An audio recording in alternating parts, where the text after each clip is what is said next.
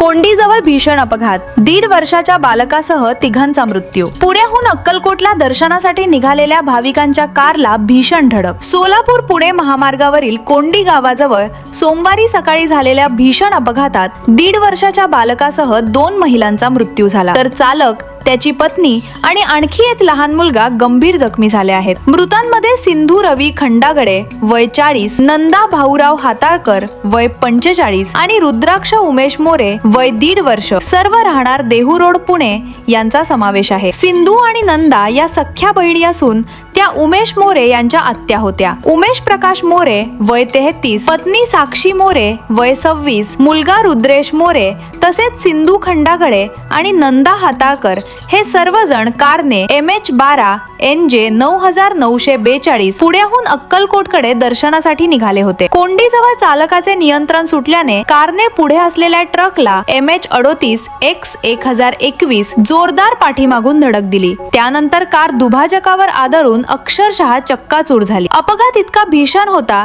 की सिंधू आणि नंदा यांचा जागीच मृत्यू झाला, तर रुद्राक्षाचा उपचारादरम्यान मृत्यू झाला. उमेश मोरे, त्यांची पत्नी साक्षी आणि मुलगा रुद्रेश गंभीर जखमी असून त्यांच्यावर सोलापूर शासकीय रुग्णालयात उपचार सुरू आहेत. अपघाताचा मोठा आवाज ऐकून कोंडी ग्रामस्थांनी घटनास्थळी धाव घेत मदत कार्य केले. या प्रकरणाची नोंद सिव्हिल पोलीस चौकीत झाली असून सोलापूर तालुका पोलीस पुढील तपास करत आहेत.